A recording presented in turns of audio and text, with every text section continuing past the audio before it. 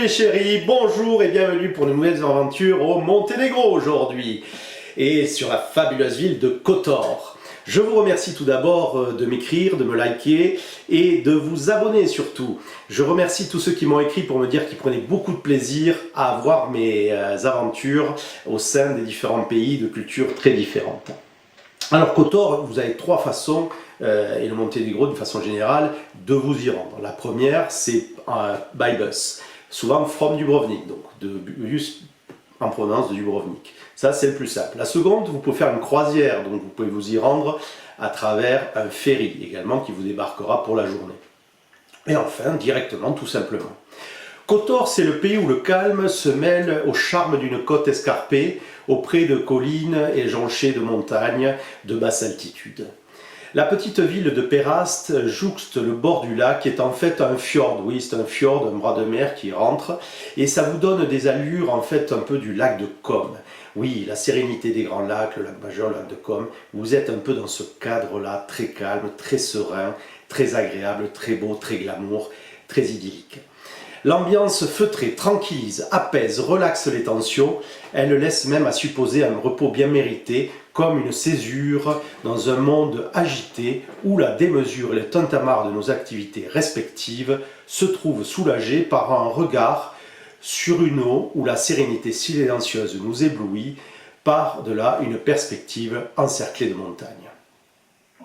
Vous l'aurez compris, calme, charme et sérénité demeurent les atouts majeurs et la recherche est recherchée dans la ville de Perast. Puis ensuite vous vous embarquez sur des petites îles. Ces petites îles vous donneront un autre angle de vue bien sûr sur cette espèce de lac et vous pourrez visiter des églises très anciennes, surtout romanes, donc qui ont plus de 1000 ans.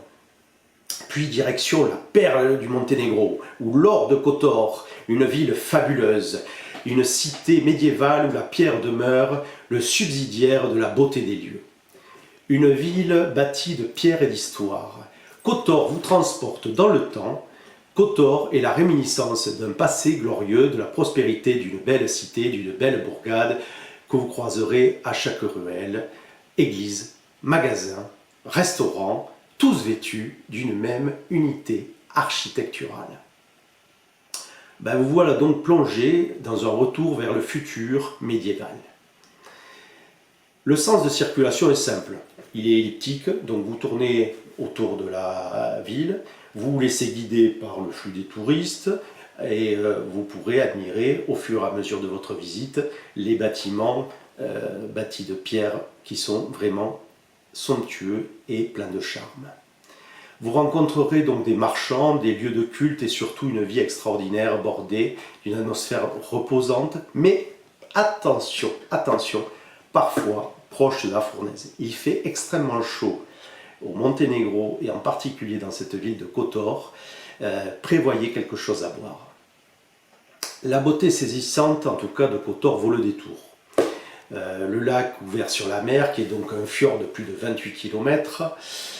Les altitudes abruptes vous permettront également d'aller visiter, je dirais, si vous aimez la randonnée, de faire des randonnées ou bien du vélo. Et il y a sur les hauteurs des murailles et des remparts anciens qui sont très agréables et beaux à voir également.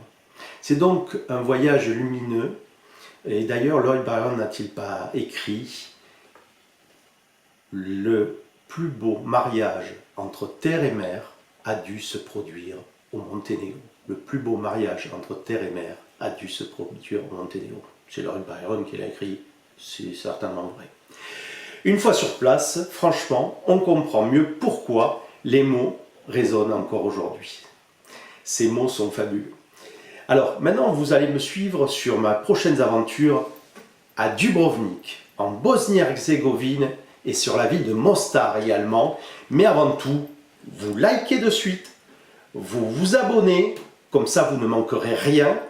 Et bienvenue et suivez-moi sur les alertos de Marco.